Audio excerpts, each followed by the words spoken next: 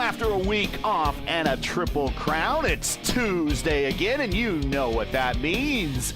It is IndyCar night on iRacing. Hello again, everyone. I am Gary Gotzo. Welcome to P1's broadcasting signature presentation of Round 1, Week 1 of Season 3 of 2026 of the IndyCar Oval Series Tuesday night top split, coming to you from, well, we call it Atlanta Motor Speedway. They call it Echo Park Speedway. We call it Plate Atlanta because that's the configuration we're on tonight.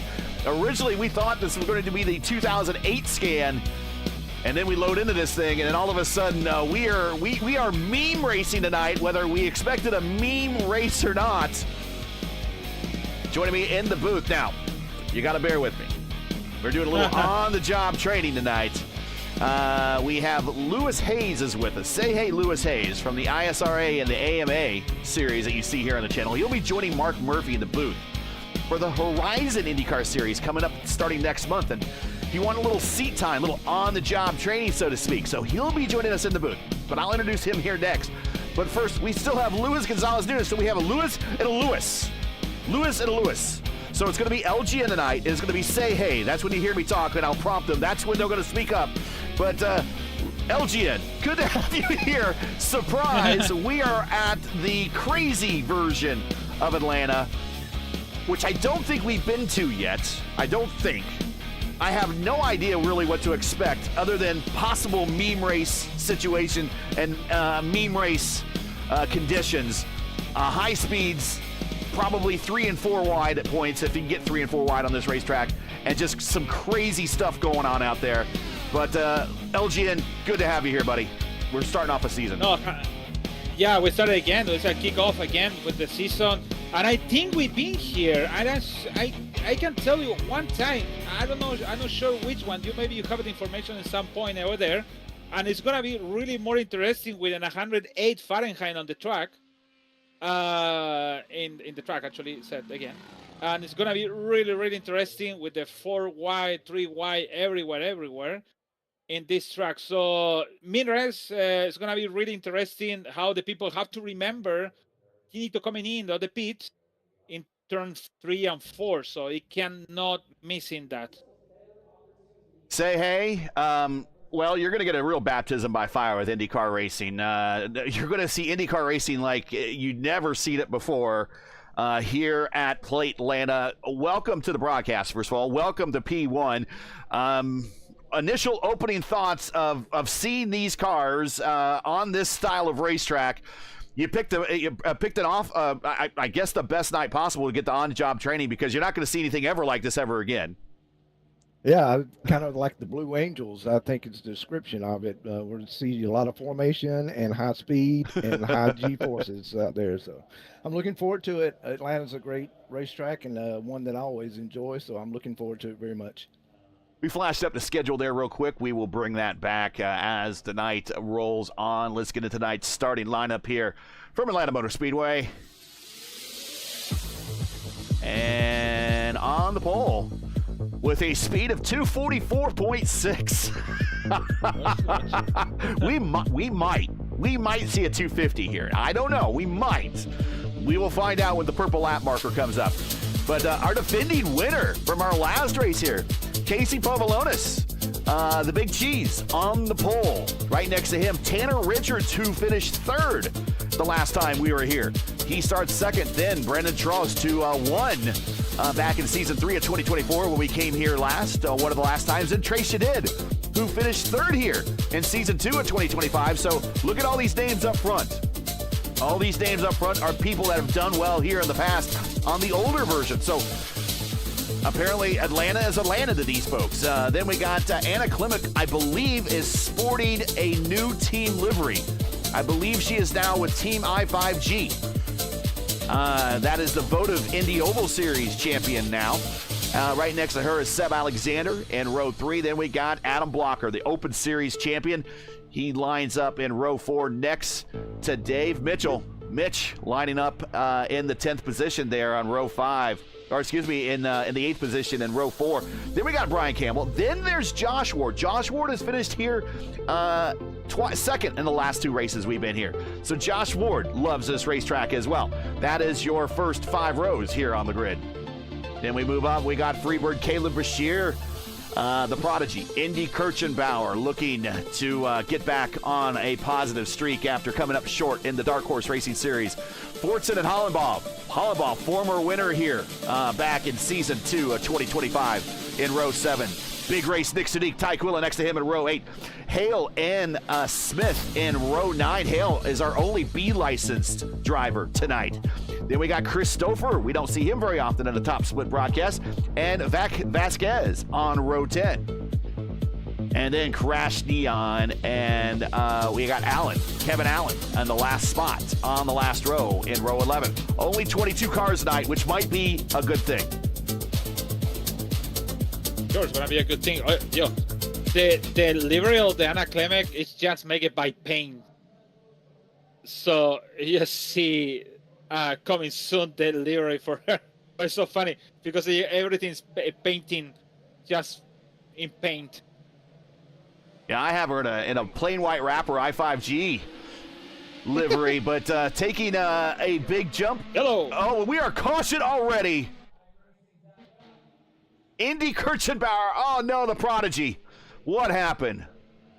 And this might mix things up either because the caution came out before a lot of the field got past the start-finish line. Let's see what happened. He spun his wheels. Oh, right in front of Matt Hollenbaugh. I might have a black flag. Oh, and Matt Hollenbaugh does have a black flag. Yeah. Look, we'll ride with Hollenbaugh right here. And we'll see what happens right in front of him. You just see the wheel spin. And this is something that we spec'd on the old version of this track. I don't know if we have maybe an old setup applied to these cars, but we're racing on the new version. I don't know. I figured the old setup would run out of gearing here, but look at this, just right in front, and then just bad luck right off the bat for the prodigy, and the prodigy has retired already.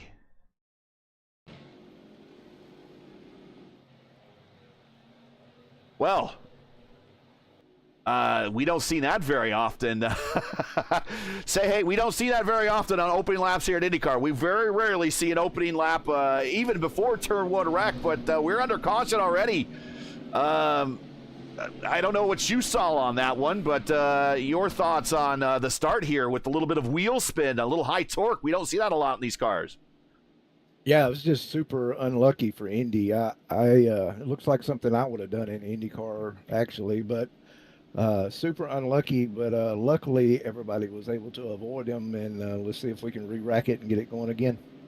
And on top of that being unlucky, LGN, Matt Hollenbaugh gets the black flag for doing absolutely nothing but just trying to avoid a wreck. I don't know. That black flag is put him down. It's going to be maybe one lap down. Sure. Or maybe close to be like that. I don't know if he's going to be a drive-through or something like that. But this bad for him because we are just lap 3. And just be lap down for lap 5 is going to be like, meh, what else I can do? Nothing else. So, right. Unfortunately for him. Yeah, I mean, we are not even into the first lap of the season, and already you have to dig yourself out of a major hole. And we've seen this before in the Oval Series before in previous seasons, LGN, where you get off to a hot start here, and that really sets the tone in the first race of the season. Get off to a hot start, that sets the tone for the remainder of this 12-race campaign for this season. If you do well here, chances are you're going to do pretty well. You're going to finish probably in the top 10 unless you just sit out for the remainder of the races or have extremely bad luck of the remainder. But if you start off well here, you're going to do well for the rest of the season. Yeah, actually, that's main true. So it's all about what you started with the season. I remember my first season when one of the season I fought for the championship. My first 2 races, it was pretty good. I thought, well, I think I'm going to fight for the championship. And I did, and at the end, Henry Bennett won the championship. But it's about how you expect it to hear. Practice on Monday and coming on Tuesday to do it well for the championship. So if you're just joining us, don't go anywhere. We're already under caution at lap 1, getting ready to go green this next time by, coming to lap 5. If you enjoy P1's coverage of the IndyCar Oval Series Tuesday night top split and respect the stream, please do us a solid. Make sure you support us by subscribing, and while you're at it, don't forget to smash like and click the bell so don't miss out on future P1 iRacing broadcast. Not a packed week this week, but immediately after our stream here tonight, you can catch the Indy Next Cars. They will be at Iowa at 9:30, part of our race 2 of our Tuesday night doubleheader. And then later this week, Mark will be in the booth calling the action for the AMA Series, their Grand National Trucks, or their Grand National Series this Thursday, and their Truck Series this Friday. And then later this week, Saturday afternoon, right here on P1. It is the IIS returns for Road America, 2 p.m. Eastern Time this Saturday. Join myself. Lewis Hayes will be there for that one as well. No, you're not going to be there for that one. You're actually going to be busy, actually, but I did invite you. The standing invite still exists, by the way. But Antonio Estrada and I will be in the booth for that one, and we will continue the IIS around 10. Getting ready to go green here, coming to lap 5, and Brandon Trost wasting no time. Povolonis way out to the wall on the restart.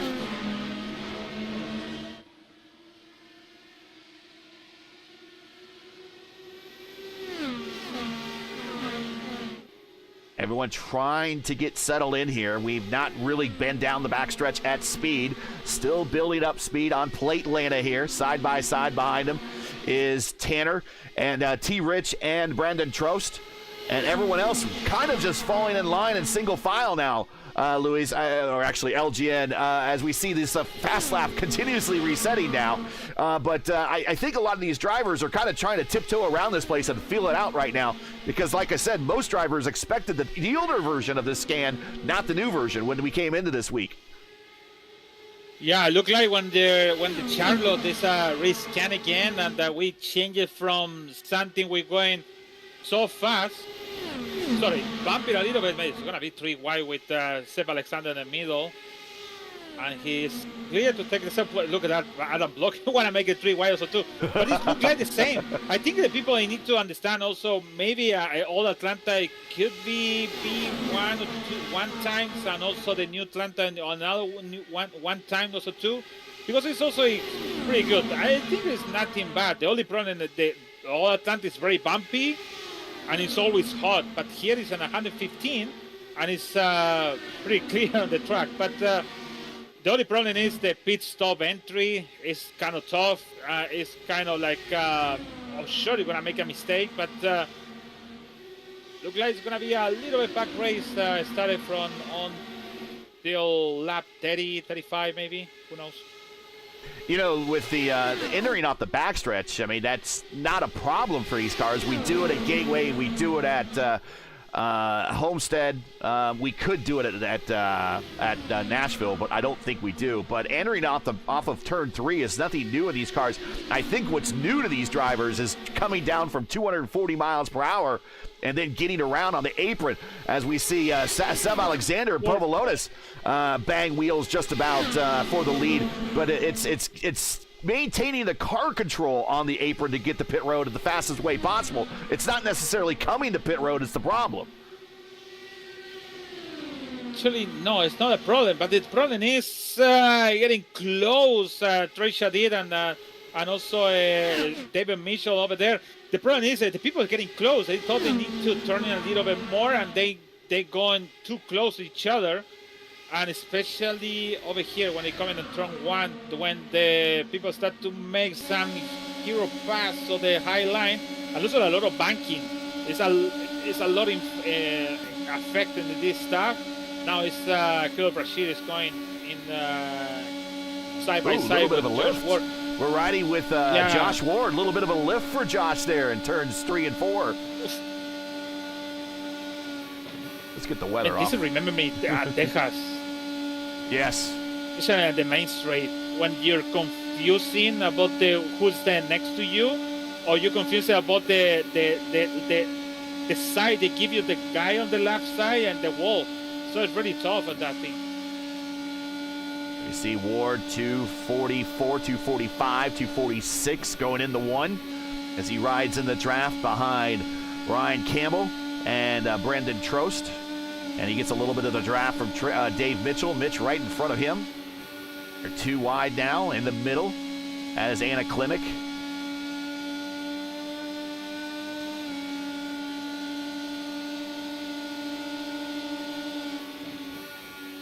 Man, the banking is massive. It's too much. Look like They increased it to 30 degrees, right? Say hey, was it 30 degrees they increased this to? Yeah, that is correct. So it used to be 24 degrees of banking on the configuration post 96 configuration, and then they increased this to 30 degrees for this current configuration. And you know what? I'm starting to see it a little bit. The field's starting to get strung out a little bit. We're still riding with Josh Ward, and he's lifting in each one of the corners a little bit. Something that you don't. And I'm going to turn to you, Lewis, on this. Let's say hey. I'm going to turn to you, but you might have some stock car experience here. When you're in the stock car here, how much lifting do you do in the corners? Because when you watch on TV, it looks like a pack race. It looks like, you know, an old style race you see at Daytona and Talladega. Are they lifting here? Because they are lifting a little bit here right now in the IndyCar, at least here in the sim. Yeah, absolutely. The first few laps you can run flat out with the stock cars, but after you especially heat that right rear up, you have to start lifting a little bit, or you'll just burn it completely off, and it'll be a bad day for you. So it's not like Talladega and Daytona. You do have to lift here somewhat. And let's take a look as we go through the field here at lap 18 of 75. And again, thanks everybody for joining us, riding with Josh Ward as he gets a run on Brendan Trost, pole sitter for the Elite Racing League Indy 500.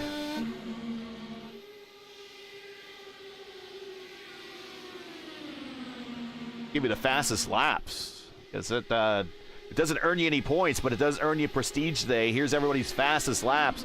Ty Quill at 2:44, Nick Sudik at 2:45.2. So big race Nick with the big race speed. Oh, we got a blinker in the mid-pack. Not sure who that is.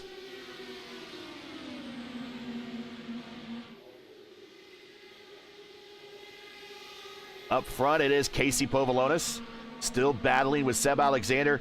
And Elgin, we saw this before with Seb at the end of his championship season in the Indy Oval season, about 2 seasons ago, where he won the championship at iRacing Superspeedway. For someone that is definitely from across the pond, definitely not American, he likes these pack racing plate tracks an awful lot. Yeah, it wasn't the main race when we covered this double-header that race with Mark Murphy that day. Remember, we didn't expect when we read last race Super Speedway, the Racing Super Speedway was going to be like that. I didn't expect it to be the championship contenders fighting for the champion in the last race and that main race. And Seb Alexander did a good job. That's what I said. Is the bankings look like really massive. Because I know I'm gonna say something is not true, but you're going to the far chase, or maybe you see in the aspect spec, you can figure out. It look like kind of not really that, but kind of the Super Speedway racing, the banking. I know the banking Super Speedway is a little bit more, but the speed you mentioned and the way it's racing over here look like almost the same. So I think it's doing a good job over there. Keeping Casey Povolones burning the fuel on the front, and he just saving fuel in between. He's behind to him on the main straight now, coming to the. Oh no! He lost the front wheel. A little close there. Goes to the inside. He does a little. We get a little. Oh, there it goes, and it goes right in front of T. Rich. He collects T. Rich, and a big wreck on the backstretch. And I think what happened is that he got those tires upset and very warm. But that's set up way back, almost 2 turns before. What I keep it quiet because I knew I was gonna do that stuff. But I think Povolones. No, I don't know, man. I don't know who to blame, but I prefer to keep it and race the other that. Either Povolones was damaged by hitting the wall, and that caused the car to. The wall. Yeah, he hit the wall good, and then you just see the car. Yeah, it's losing it down the backstretch. So he upset that car. I don't think he got those tires hot. And then, unfortunately, collects T-Rich. Oh, Klimek just skirts by. Lucky because she, by netco, lose the front wing. He lose the side pod, all the side. And then the racing give it a forgiven. Even for Seb Alexander, also to give a forgiven for the front wing. Oh, look at her. And right front was destroyed on her car, and then iRacing forgave her. So Anna got pretty lucky there, and that's how you win championships, is you get a little luck in your favor. But everyone's coming to pit road. I think going to be close. I don't think they could have done 50 laps, not at 240 plus miles an hour. It's going to be close on fuel. I don't know if they'll have to come again or somebody's going to do a massive fuel save. I think it's not going to be near the close. They need to one more. I don't know how Pobolones lose the control of the car, to be honest. But yeah, they need to a little bit more. And that's going to be really important if you have a more yellow. If it's not, why not? We can change. We can save it. They can save it a little bit. And on the end, it can be maybe the winner by saving the fuel on the end. And tonight's race is 75 laps. We're doing 115.5 miles here at Atlanta. No fast repairs, 3 sets of tires for these drivers, 1 in the car, 2 in the pits. We anticipate at least 1 stop on a full fuel load. As we see now Tristan Fortson, who stayed out, but he might have missed coming to pit road, and that's why he's coming to pit road now. Matt Hollenball stays out to get 1 of his laps back and to get back. He'll get back on the lead lap, so he'll want a quickie caution right after this, by the way. But I think the rest of this field is really going to have to dial it down here. We're going to see some interesting racing here at Atlanta where we're not used to seeing here in real life. First of all, these Indy cars would not be here in real life. That is for sure, 100%. But we're going to see this might turn into a fuel mileage race, which I don't even know if it's really turned into a fuel mileage race when the stock cars come here because they have so much caution. So I think these drivers are definitely banking on some more caution out there. LGN, it's got to be what they have to do. I don't know how they're going to make it on to do 50 laps on a full burn, doing 240 mile per hour, 240 plus mile per hour laps. No, I think no. I already thinking about it. Maybe not. It's not gonna work. But that's the excited about this race. So how much you're gonna put it and how much is gonna save it? For sure, it's gonna be 1 more yellow. I assume it's gonna be 1 more, but interesting on the end what's happening. Last time we were here on the old scan, we went caution-free, if you can believe it. But before, 6 cautions for 18 laps, Season 2 of 2025, 4 cautions for 12, and Season 1 of 2025, and then in Season 4 of 2024, 4 for 12, and then 3 for 9 in Season 3 of 2024. Those are our last visits here to Atlanta Motor Speedway. Lights out on the pace car.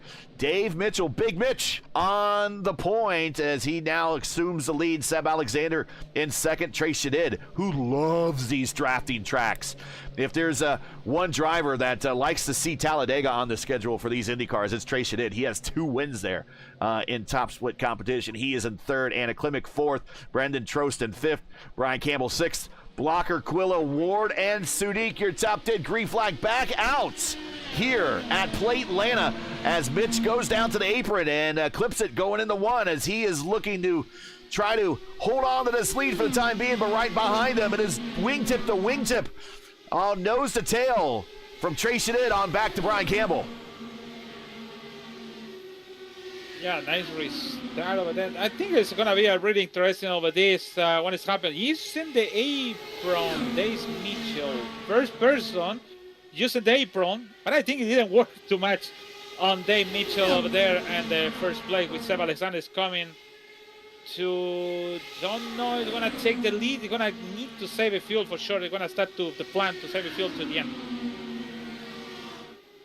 And Mitch with that big lead on that start. It is gone now as Seb has joined him, but he's using that apron And you're right. I don't think it's really helping him much. In fact, it's disrupting the car. You can kind of see the car bouncing when it gets back to the banking. But right now, Seb Alexander just in line behind him.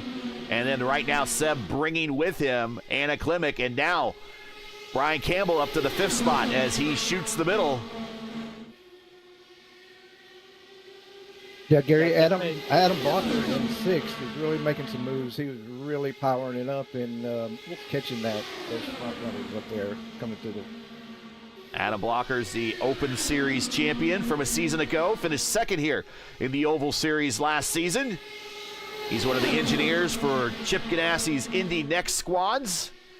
And he is joining us tonight as the #1 car in this split. And he has worked his way back to 7th position.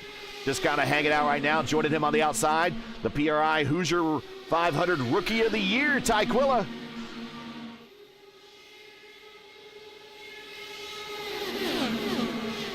Take a look at last lap speeds. Go ahead, say hey. I was just going to say it's really tight side-by-side racing right now, but as these tires get a few more laps on them, it's going to be really difficult to run side-by-side that way. I think that's what we saw later on in that first run. Last lap speeds for everybody in the on your screen right now. 2:38 for Anna, 2:39 for Mitch, 2:38 for Alexander. So all in the high 2:30s right now. Brandon Trost back in 12th. I would say he might be the one saving the most fuel at 2:35. Keep in mind keep in mind the track record at Michigan and IndyCar is at 2:37. So. You're really surprised for me. I'm really surprised. He's the only one in the top 15 plus Trish Hadid losing the position. Also, Trish Hadid is 1 position down. But Brandon Trost is 9. But I think he's looking for semi-fuel, maybe going later on the pit. In thinking about it, if it's going to be on green flag, but I don't think it's going to be, for sure it's going to be one more yellow flag soon, maybe in the last 15 laps. I think we only say that we expect another yellow flag because of the track, but I mean, Blocker to the inside. He had a Quilla on the outside, and maybe there was his unfamiliarity with a lot of these drivers. 2x2 is like the start of the race. The pace lap, but I would say that we're talking about and assuming another caution flag because of this racetrack and how the nature of it races. But keep in mind, every single one of these drivers, just about, we saw them in the Open Indy 500. Adam Blocker specifically in the Open Indy 500 go caution free. Oh my God! Yeah, actually, yeah, you're right, and that's tough. And. It could be everything happened, to be honest. I think even in the back straight with Crash Neon close to Hell, Conor Hell over there,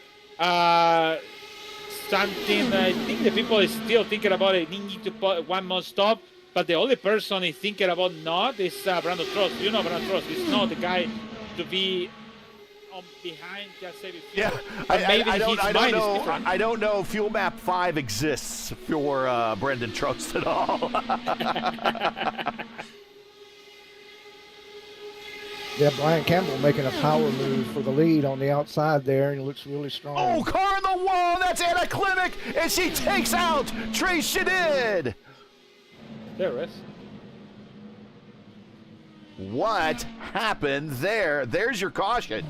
That's exactly what.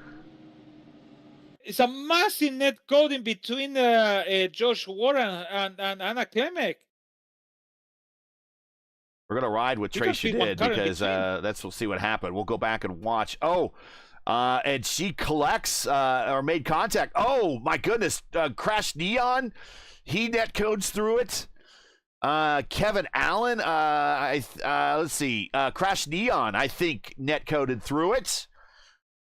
It's Freebird, Caleb Brashear, who joins us on our Thursday and Friday night broadcast from time to time with the AMA.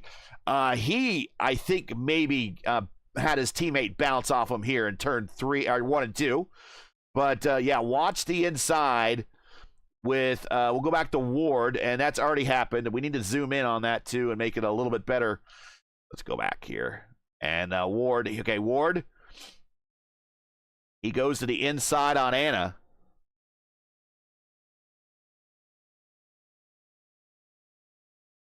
Oh, Quillo gets down in front of Ward. Ward had to check. And then Anna, with the handwritten T-My 5G livery, goes to the wall.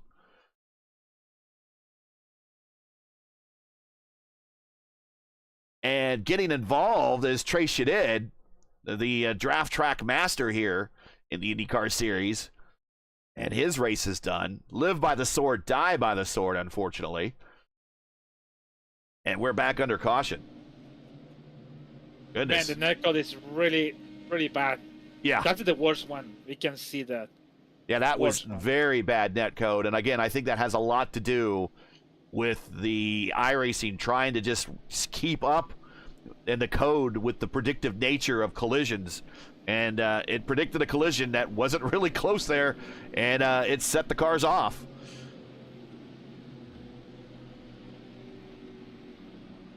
Between USAC Kart and the Indy Racing League, IndyCar has raced at Atlanta Motor Speedway 14 times.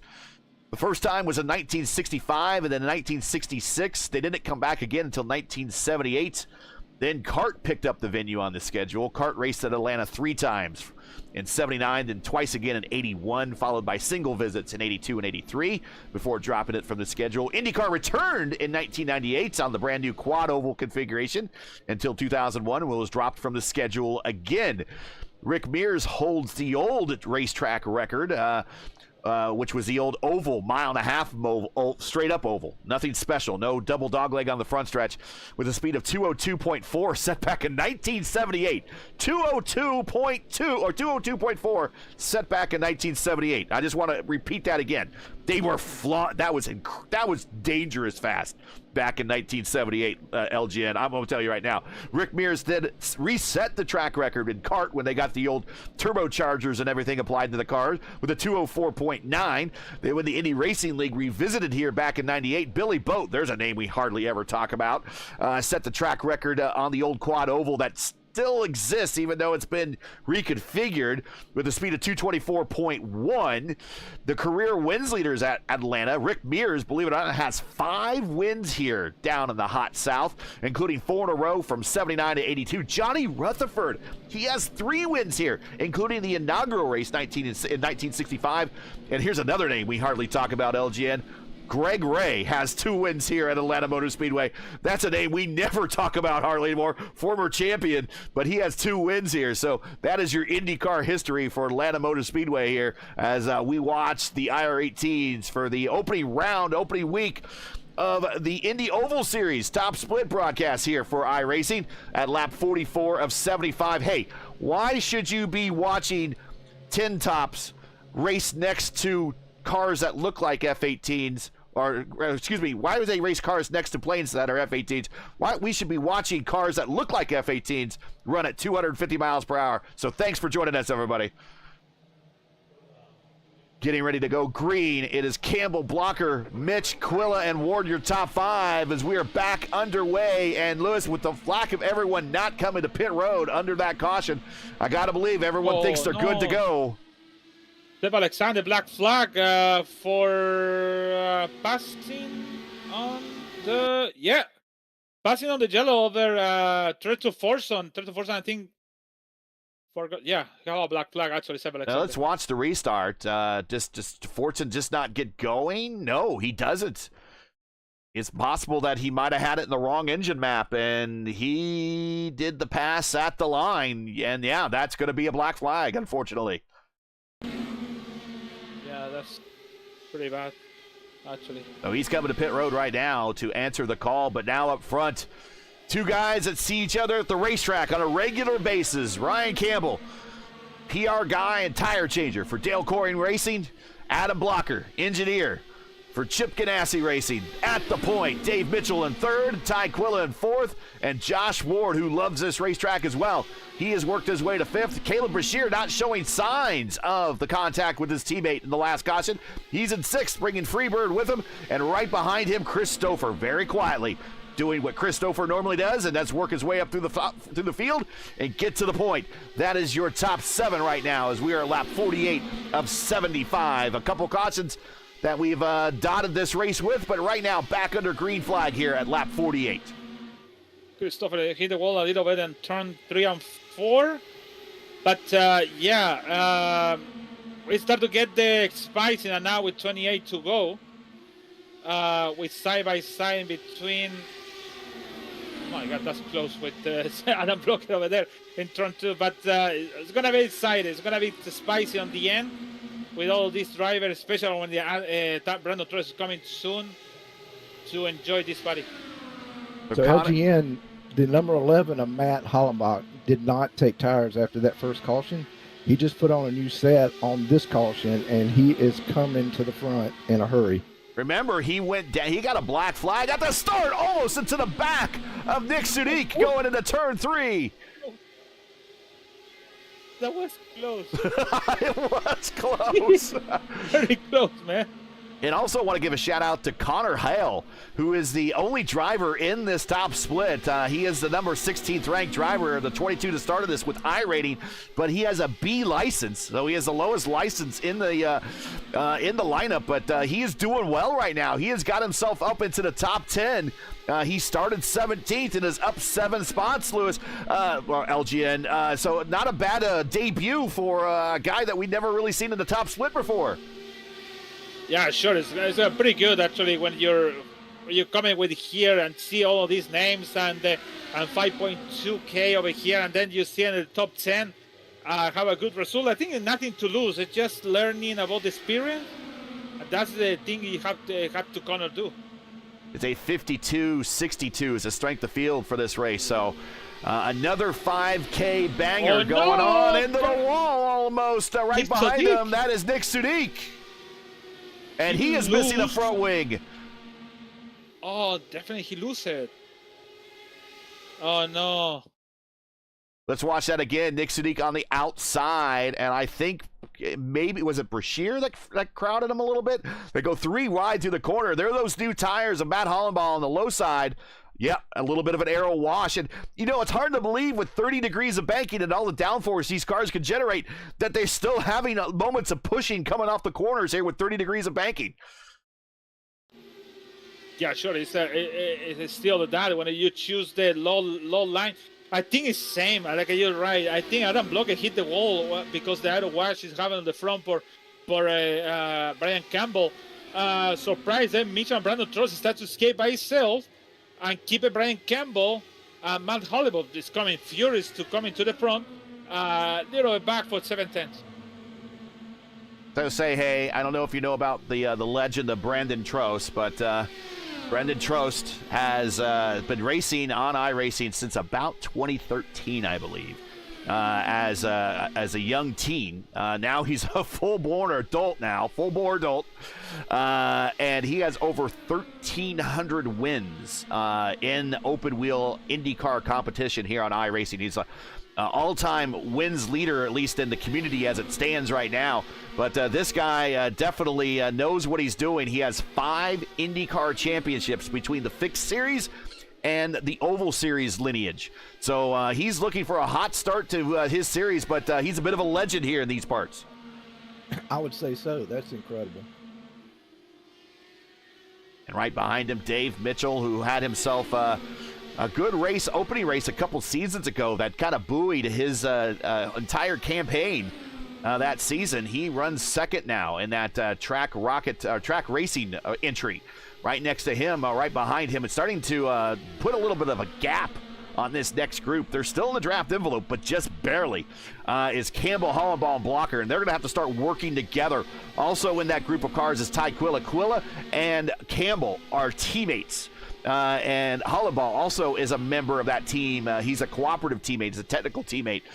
So 3 cars from that Rogue Racing Alliance in that pack, and they're going to try to work together to run down the lead 3 of Trost, Mitchell, or lead 2 of Trost and Mitchell running the point right now as we're about 15 laps to go. Yeah, I think they need to hustle, because they are now 1.3. I said 7/10, 3 laps to go, something like that. 3 laps ago, sorry. And they start to pull away. And the good reason is because David Mitchell is not making any attempt to attack Brandon Trost. And I think Campbell and Matt Halliburton need to work it together. I don't think they're going to do it. They're still side by side, losing time over there. These are technical teammates, so they should be in comms with one another. And I don't know. Maybe they're not. Loose. Yeah, very loose there through the double dog legs. Man, it was. Oof. And yeah, now it's 1-7. 1-7, so they've lost the draft. The draft envelope of these cars extends about 1.5 seconds, so they're going to have to run them down on merit. And you're right, Mitch is doing the right thing. He is not attacking. He is staying in the draft of Trost, and he's just he's not staying on that low line to scrub off those. He's saving the tires, and he's just biding his time right now to attack here in the final stages here. We might see another photo finish here develop here at Atlanta Motor Speedway, and that's kind of that's the norm for IndyCar here on iRacing. You thought photo finishes was just something you saw at the Indianapolis Motor Speedway with the Indy 500. No, we see photo finishes all the time here in this series. Yeah, every day. Every day. Well, not every day, but every broadcasting we put over here in P1 is a lot of photo finishes thing. I think it's going to be difficult. You mentioned Dave Mitchell, sure. It's just in the second place over there in the clean air. Little bit issue over there. But the problem is that Brandon Trost have 22 laps in the all tires versus Dave Mitchell have 38. Means, look at that. The distance he put it by itself, 2 cars on the front. That's really weird when you're in the second place. You're supposed to be in side by side with him, but look at that. Their tier is tended Brandon Trost in the next lap is making him pull a little bit back. Now it's side by side, but look at that. Yeah, I think he's just saying hi to save the tires some and also get the clean air, which is 2 laps ago it was on the high line. Yeah. It was really high. Trost riding that IRL line, the line on the bottom. Also, remember, Trost is really unable to use the hybrid from his position unless he manages to catch Nick Sudik, who is about 2.2 seconds up the road. Oh, way up in the gray, Mitch, and he loses a lot of ground. Yeah, actually, Brandon Trost sent it to him, their tier over there, because he found the way when he tried to go on the high line, and he did a good thing. Just sent their tier to Mitchell. Nick Sudik down on the apron, getting out of the way. So good etiquette there for Nick. He's a good guy. And right now it's Trost Mitchell now running the point. 7 laps to go. And right now, you would think at a racetrack like this that we would be in store now for a photo finish, but unless Mitch can get a run on and get back up to Trost, this is going to be kind of a runaway victory on a bit of a pack racing track, something you don't see an awful lot here in the Indy cars. And Trost might get the win, but we're still a ways from that. Remember, over 1,300 wins in these cars. He knows what he's doing. But also behind him, remember Mitch, being that he's in the draft and he does have the ability to use and recharge that hybrid to kind of work his way back into this a little bit. And now he goes to the apron trying to cut the distance a little bit. But he does have the ability to go to the hybrid and use a little bit of burst to try to pick up some track position and inch back up into this battle. And it looks like that's what he's trying to do right now. Yeah, I don't know if I use the same line that Brandon Trost used it. Maybe I can go in high to low to keep it a little bit. I don't think it's working. That thing going to the apron, maybe that position could be well to going low like that. I think going to the apron on the front stretch is not good for him. We're riding with him, and he went to the apron, and he just scrubbed off so much speed in turn 1. I think that Brandon Trost, the way he pulled back mission when he sent it to the dirty air was worked pretty well, actually. That might have been the winning move about 5 laps ago. Again, as Mitch tries to run down Trost. Trost clean through 3 and 4, coming to 2 to go at the line. He has lap traffic in front of him in the form of Seb Alexander, and we know Seb's not going to pull over for Brendan Trost.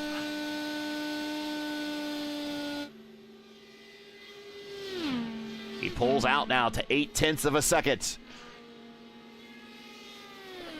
Caution on the racetrack, and this race is over. Yes. Connor Hale. Oh. And let's see what happened to Connor. This happened back off of turn 4, and I think it went all the way down the front stretch. He's racing Freebird Caleb Brashear to the inside. He gets there. Brashear slides down in front of him and gives him that is a bit of a Brazilian clear. He sends him to the inside, down the front stretch through the grass. And I think when he rejoins the racetrack, that's when he ends up sliding back up and bringing out the caution with the dirty tires there. Yep, there it is. And the back end just comes around. And this race is over, ladies and gentlemen, as Brendan Trost is going to start the season off with a huge strength of field win at a race at a track, LGN, that could have gone any direction whatsoever. It could have been bad. We could have seen a pack race with multiple big wrecks, and this thing is just going to end very calmly under caution with one of the all-time wins leaders here on the service in the IndyCar getting yet another win. Yeah, actually, good kickoff for him with this 52-62 straight to field. It's going to be a lot of points for Brandon Trost, sure. And if it's going to be like that, let's knock the wood to have a good. I'm knocking. Yeah, no, a good way to finish the 12 week for Brandon Trost and don't have something in between to lose in 2 or 3 weeks because iRacing said something. So I hope it could keep going to have a good finish championship for him.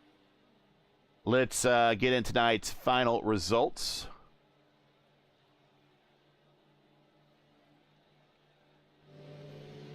And here we go.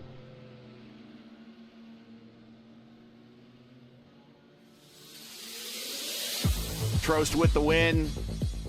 Says by a half second, but it was under caution. Let me make a note of that so I can update my notes.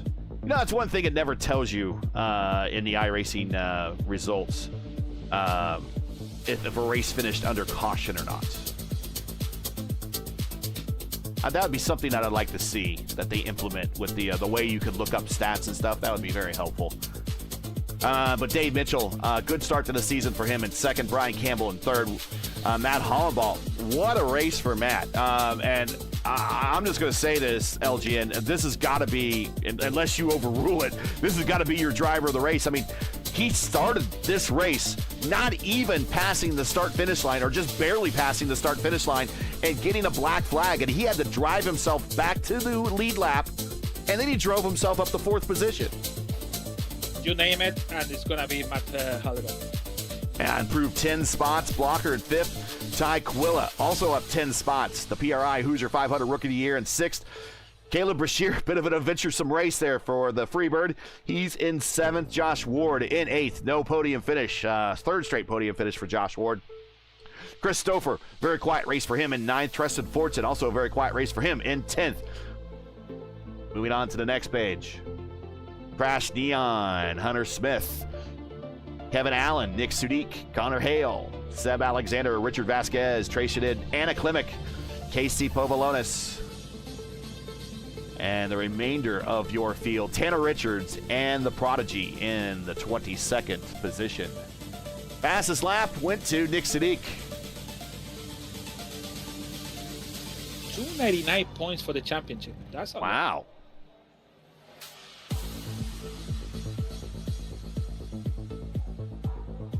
All right, we'll get some replays queued up here, and then we'll get into the interview room.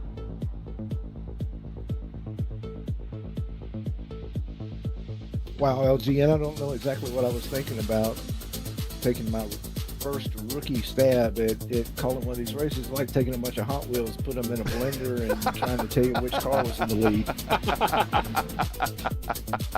This is a trial by fire race for you. Oh my gosh, what was I thinking? Well, we can talk enough about what I do and you can do with Mark that day for sure. All It right. was pretty remarkable, though, just seeing how these guys could handle that speed and the dirty air and stuff, and remain that close to each other. Very impressive. And again, that's the voice of Say Hey Lewis Hayes. He's a regular competitor in the ISRA and the AMA that you see on Thursday and Friday nights here on P1. He'll be joining Murph in the booth for when the Horizon IndyCar Series kicks back off again at the end of July when they visit Homestead for their first race of the season. That is end of July, week 1, 8 p.m. Eastern time for round 1 of the 2026B season of the Horizon IndyCar season or series. Let's get down into the booth and see if we got anyone there that would like to talk to us. Oh, we got a full booth. Oh, let's bring in Brian Campbell. And here is Brian Campbell joining us in the booth. Brian, a bit of a interesting race. It was a surprise for me. I'm guessing you already knew by this point that we were on Plate Atlanta. I thought when Robert submitted the schedule, we were going to be at the 2008 version, so that's kind of what I was expecting to see when I loaded in. But Plate Atlanta it is. You kind of started from the mid-pack, worked your way up. Talk about the race, though. It really wasn't a pack race out there. Was it the conditions that were really causing the dictate that, or was these cars a little bit more to handle now, even though that we had 30-degree of banking and all that downforce? No, the car is definitely a handful. So we're actually running the Indy qualifying boost. So I mean, we're hitting 250 on the back, and I mean our tire temps are getting up to 320 Fahrenheit. And for those who don't know, 260 is typically the temperature where you start questioning how hot she's getting, and you start looking into things. So these tires are getting hot and they wear out, which is part of the reason why I don't think I was able to hold on to the lead is I had fresh tires behind me, and I just started struggling with my handling. Is when the cars are going this fast, there's only so much those front tires can do, and if they slide on you, they're sliding. So it's definitely an interesting challenge, because I also thought going into this week it would be 2008, but it's not. It's a fun challenge. It's a new challenge. So it was a lot of fun figuring this one out, and it races really fun. It is kind of cool when it strings out and you kind of feel like you're in those old timey IndyCar races. So I don't know if that was the intended effect, but I personally, I kind of like it a little bit. It's starting to grow on me. We got joining us in the booth, Lewis Hayes, who will be doing in the booth with Murph for the Horizon IndyCar Series when it kicks off, so get a little on-the-job training. So what I'll do is I'll toss it to hot potato toss it here to say, hey, you got any questions for Brian Campbell? He's a pro, man. He works for Dale Coyne. You can ask him real IndyCar questions, too. He'll actually tell you. Hey, yeah, Brian, Lewis here, and I'm primarily, my background is stock cars, and I know racing stock cars here in Atlanta. You can really heat up that right rear, and it makes it very difficult to keep it down on the bottom lane. Did you see any of that tonight? I noticed, the first several laps you guys were able to go 2 by 2, but then it seemed like you needed to move up, and it became very hard to pass on the bottom. Is that what you saw from the cockpit? Yeah, well, first and foremost, I'm sorry you have to do broadcasts with Murph. I don't think anyone should be subject to that. Yeah, I think the same. Oh my goodness. But yeah, so if you notice, like for me, I was really aggressive there in the first 10, 15 laps of a stint, because I felt like that was the only time you could make a move. And then after that, as the tires get up to 320 Fahrenheit, and just center off, the car just doesn't want to turn. And there's some games you can play in this car where if you're feeling center, in the center of the corner, you're tight. There's adjustments you can make, but that makes it really sketchy on corner exit. And Atlanta, it's just like the stock cars, is when that corner falls off from under you, that right rear just wants to spin you around. So you'll go from tight corner, tight mid, to really snap loose. I didn't see any of our incidents personally, but I wouldn't be surprised if one of the yellows was caused by that. Is the tires just get up to temp and they're they lose grip, and then you put so much wheel input on the center to deal with the tightness, and then once you get to that exit and the corner falls off from under you, it just snaps right out, and it'll send you to the inside wall if you're not aware of it. Awesome. I appreciate that, Brian. Nice run tonight, man. Congratulations. Thank you. Brian, before we let you go, for shout outs, you're at Road America this weekend? Yes. I'm changing a tire there for another time on the outside rear, so I get to run around the car this time, which is always fun. Cool. Well, don't get run over. Don't jinx me, Gary. We always. Hey, why is it me jinxing? I'm not a real commentator. Anyways, we wish you the best of luck going over the wall, you and your team, this weekend at Road America. Hopefully, I'm hearing rain. I'm hoping that's not the case. So hopefully it's a dry race. But shout outs, friends, family, sponsors, anyone you want to say hi to before we let you go? Yeah, shout out to my team. It's always fun racing with them. It's I don't get to do it too often with it being kind of in the middle of the gauntlet of a season, but whenever I get to come out here and do a race, it's always a lot of fun. I was able to do the P1 600 with them, and that was really cool, making a quick setup and competing pretty well in there. My friends and family, I think my grandparents are watching, so thank you to them. I hope they're listening and hopefully proud that I got on the podium. Wasn't a win, but huge thanks to them. And then, just huge thanks to everyone on my team, and thank you to the broadcast team. You guys are always the reason that we kind of have these gauntlet of a race, and it's a lot of fun to do for the community. All right, well, that's Soup, and we'll see him in the pits on Sunday, but he's on the bottom step of the podium here tonight here at Atlanta. We'll check you later, man. Have a good week. All right, thank you too, guys. Let's bring in David Mitchell.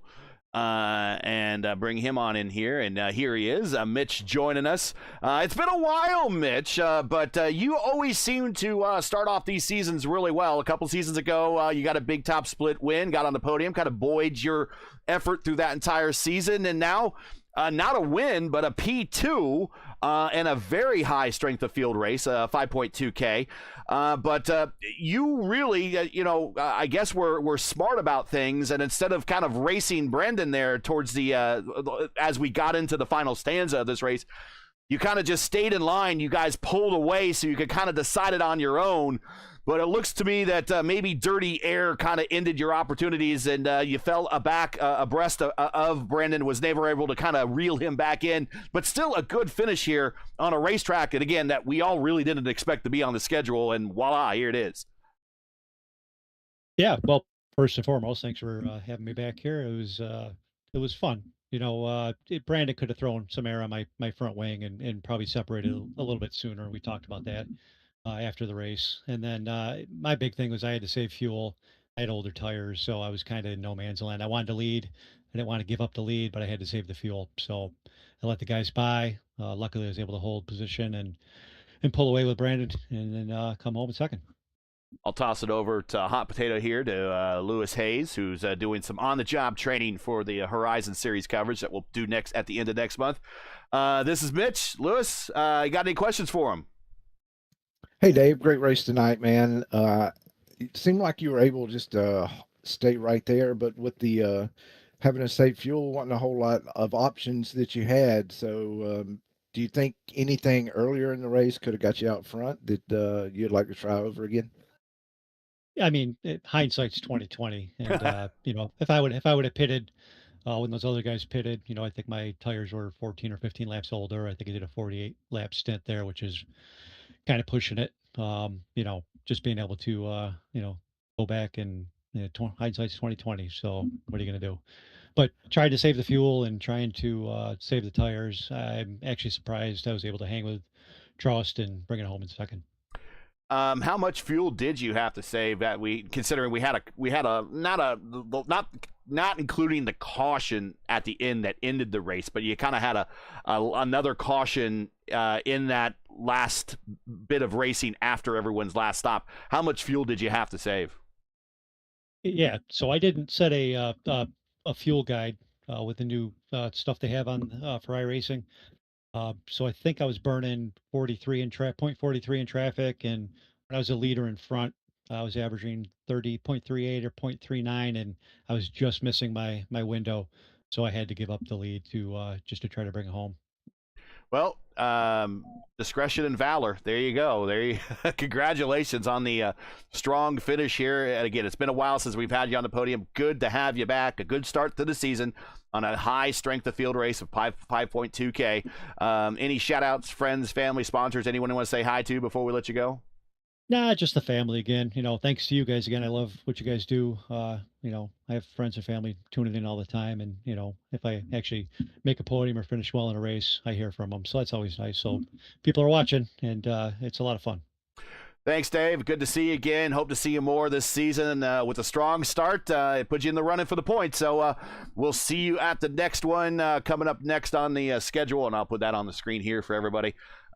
Is next week. There's the schedule. We'll be at Michigan, another racetrack I know everyone here likes. I know you like it, but we'll see you there. Awesome, guys. Appreciate it. Talk to you. That is Dave Mitchell. Mitch coming in second today. Let's bring in Brendan Trost, and here he is. Brendan Trost, win number 1,300. What now? Congratulations, Brendan. Good to have you back on Victory Lane. Yeah, it was definitely an interesting race. Excited to pull that one out. Pretty happy with it. Talk about you've won here recently in the recent past here. Looking at my results, you won it back in season 3 of 2024, and I think that was, I don't know if it was this version of the racetrack. I think it might have been the old scan, and I think everyone was expecting the old scan of this track, and then voila, everyone shows up, like I said, and then it's like, oh, we're on Platelanda. Your thoughts about racing at Platelanda? I guess it doesn't really matter to you. I know you're the kind of type of driver that just says, let's line us up and go race. It doesn't matter where I'm at. But what'd you think of this car at this track? Well, it's a tire saving race, and I'm good at the tire saving races generally, and so I like it. A lot of guys get in here and they want to run hard the whole race, and that's normally my style. But here, I mean, if you watched the early stint, I bled spots the whole stint. You just kind of got to manage this race, and it's really interesting how the tire strategy works and what risks you want to take with it. Is there a preferred? We noticed you like on the bottom the whole time. Is that the preferred line, along with falling back, not being super aggressive when you arch your way into the corners? But is the bottom line the better line to save on the tires here? I'll just say that I'm not giving away too much. I think I have things figured out. All right. I like going everywhere on this track, but if you go to if you move around, you got to know where you're moving to, and so I'm not going to say too much on it. Fair enough. I'll send it over to Say Hey Lewis Hayes for his question to Brendan Trost, our winner tonight. Go ahead, Lewis. Hey, Brandon. Great to talk to you tonight, man. Great win. And what I want to ask is, there may be some guys watching this broadcast tonight that look at you and think, man, this guy is a legend in this sport. Oh, don't let it get to his head now, please. Give those guys that are watching that maybe struggle with the top 10 or struggle to finish a race, what's your number one recommendation on how they can get better? Finish the races. If you finish the races, you're getting more laps, you're getting more experience. If you're running 10th and that's where you're running on speed, don't try to run 7th. It's not going to work. You stay in that 10th place spot, they're going to wreck ahead of you and you're going to get that 7th anyways. So just do that. That's actually pretty. That is words of wisdom right there. That's very much the Gary Strat. Let the people make mistakes in front of you and pick up those easy passes when you pass them when they're on pit road. Brandon, man, it's been a while since we've had you in Victory Lane. Good to have you back. Congratulations. Starting off the season on the right foot with a win. You're going to be the points leader at the end of this week. Shout outs, friends, family, sponsors, anyone you want to say hi to before we let you go? I don't have anyone to shout out, but it's a tough debate this week whether I'm going to be the points leader or not, because I like the track. I'd like to run more races, but you're limited to 4. So I got to decide if I'm running for the championship. We're going to have fun this season, and I haven't decided yet. All right. Well, I think you got the 5 series championships, and I think Robert just passed you. He got his 6th. You gotta, as I've been watching a lot of the World Cup. So you need to score the equalizer, man. You got to go score the equalizer. Yeah. You gotta give us a game. I can't beat him up straight up though. So if he's not running, I got a shot, but he's gonna beat me every time he runs. So I mean, what's it really mean other than stat padding if you can't beat him, right? Right, exactly. Well, we do appreciate seeing you, and congratulations. And we'll catch you when we go to Michigan, which is a racetrack we know you do well at here in a week. Yeah, I like the big ovals. I'll take that for the next week. Hopefully, it's Old Michigan. I haven't looked yet. I think it's a new scan. I don't think it's Legacy. Ah, what a shame. That's a little bit harder. But we thought this was going to be 2008 Atlanta, and we didn't get that today. So who knows what iRacing's schedule? I know what Robert submitted, but it's not what I know. He submitted 2008 Atlanta, and that's not what we got today. So whatever iRacing really wants to do with today is, I guess, what's going to happen. All right, Brandon. All right, thanks a lot. I'm starting another race, so I'm gonna hop off. Good luck, guys. All right, good luck. We'll talk to you later. He's gonna go have fun, guys. He likes to go have racing and add to that win total of his. And he wants to go racing, and who blames him? But before we get on out of here, let's get final thoughts from both of you. LGN. Wow. Just listening to these guys, there's a lot more to this racetrack, this particular configuration, and this car than we initially thought. We thought it was going to be a meme race. We thought it was going to be a pack race. We thought, it's going to be what we see when we go to Daytona and Talladega and iRacing Super Speedway in these cars. It's going to be laughable at best. We're going to see a lot of big races, big wrecks. We're going to see probably a winner that we don't expect. And that's really not the case today. We got someone that won that has a ton of experience in these cars, that was doing a lot of tire management and a lot of car management. And that's what it took to get a win here today. It was entirely different than the playing field said this, but the results ended up being that. Yeah, actually, it was a really different. I really agree with you. So I thought it's going to be a pack race. There were cows around, 2x2x2x2, sometimes by 3. They tried to. But on the end, it was like tire management, fuel mileage, and all that stuff. And on the end, Mitchell just left by. Wow. Okay. Left by the. I watching the baseball in between. I talked about. Sorry. So that's the problem. So that's the problem about the track. I think it's no problem. It's a pretty good for the community to think about it. Why not put Atlanta in the same condition we see today for the maybe a future season, and just in between we can put a legacy and the new track. So we cannot put our mind to say, just I like the old track. I know I like too. So it was one of the toughest for me and in that moment. But we should be thinking about it. What is going to happen in the future for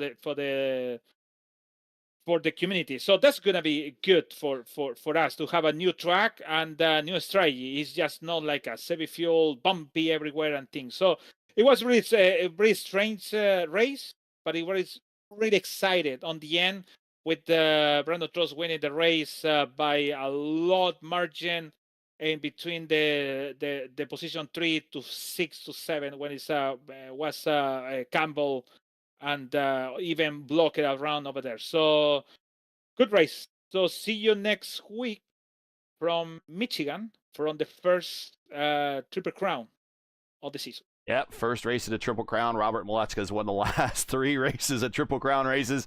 So can he win another one? Let's get the final word from Say Hey Lewis Hayes. Thou hast been baptized by the Church of IndyCar and in fire. Welcome to the family. Now, when you go to Homestead here in a couple weeks for the Horizon IndyCar Series here on the channel, they're not going nearly as fast, but you'll see much the same thing, hear much the same terms, but your thought of kind of this odd combination that you'll never ever see in the real world of Indy cars at Platelana, and your first race with us here tonight. Like I said before, I feel like my brain has been put in a blender and mixed around, and some cars came flying out, and I was going to try to tell you what they were doing, but I don't know what I was completely thinking. But just to end the night, it was super drivers, amazingly fast speeds, and an impressive race. And so I can't say enough about looking forward to the upcoming season with Mark and doing the calls with Horizon. And I hope all the audience will come around to P1 and check us out and check Horizon out. And speaking of Horizon, that is their opening week, 8 p.m. Eastern Time, July 29th. Don't forget, later this week, it's the IndyCar iRacing Series. That's the series that mirrors the Real World NTT IndyCar Series that we were talking to Ryan Campbell about, where he'll be changing the tire there at Road America for Dale Coyne. Well, they're at Road America, of course, this week, so we'll be at Road America, too, on the IS, 2 p.m. Eastern Time this Saturday. Myself and Antonio Estrada El Patron in the booth for that. That is 2 p.m. Saturday for IIS at Road America. Round 10 of the championship as we're just past the halfway point. Let's get on out of here. Give everyone back the rest of their evening. They can. I think we still got soccer tonight. We got baseball going on. Got a bunch of stuff going on out there. So lots of things to choose from. So whatever you got planned, we hope you have a good evening. And that's going to do it for tonight. Once again, your podium here from Atlanta Motor Speedway. Brendan Trust, win number 1,300 something. And his Indy Fixed and Indy Open career, or Indy Oval career, he comes home with the win. Dave Mitchell with a long, it's been a while since we've seen him on the podium, and he returns for P2. And Brian Campbell comes home in third. Join us again next week for round 2, week 2 of season 3 of 2026 of the iRacing IndyCar Oval Series Tuesday night top split as we head to our first Triple Crown race of the season at Michigan International Speedway. Hey, can Robert Malechka, if he shows up, can he win his, I think it's his 5th Triple Crown race in a row. I got to double check that. But either way, it's a home game for him. Remember, he's a native Michigander. So we know he'll be up for it if he shows up. So coverage begins around 8:15 p.m. Eastern Time. Again, that's 8:15 p.m. Eastern. Remember, as always, for the correct time in your area, you can find everything right here at YouTube at youtube.com/@P1 Broadcasting. Hey, we love bringing these races to you, but not easy. Require time and money to produce. If you share a passion for the sport of IndyCar and have enjoyed our coverage of the IndyCar Oval Series Tuesday night top split, please take time to visit our GoFundMe page. The link is in the description. It's also pinned in chat. And donate to our 2026 broadcast fund. We realize times are tough, so any contribution would be greatly appreciated. We thank you for watching and making us part of your Tuesday evenings each and every week. Now, as you know, the YouTube algorithm game is not an easy one, so please help support P1 with the weekly grind. Leave a comment below. Let us know what you thought of tonight's race. If you enjoyed tonight's coverage, support us by smashing like in the video. If you're new, click subscribe. And while you're at it, the bell for weekly reminders so you'll miss out on more of P1's other iRacing programming, including right now, it's the iRacing Indy Next Oval Series, currently underway at Iowa. You'll find the Indy Next stream live on our main page right now, or stand by and be redirected if you have autoplay enabled. At the completion of the stream, you'll go right to Jacob and Sophie at Iowa. Track cams for this race are provided by Whiplash SimCams. Get the most out of your iRacing experience with Whiplash SimCams. To learn more about Whiplash, like them on Facebook. You can follow on X and Instagram. All the links you need are in the description. For business inquiries, to learn more about P1 and what we do, like us on Facebook. You can follow us on X and Instagram. You have all of our social links. They're on Linktree. You can check those out in the description as well. So for Justin Penshauer, who is under the weather tonight, say hey, Lewis Hayes, who is getting his rookie stripes ripped off himself right now, and Luis Gonzalez Nunez, and everyone else here at P1. I'm Gary Gotzo saying all good night, and thanks for watching. And all of our men and women serving in the military and as first responders, Godspeed, God bless, and come home safe. Catch us again right here next week at Michigan for the next race of the IndyCar Oval Series Tuesday night top split right here on P1. Good night, and stand by for Indy Next from Iowa.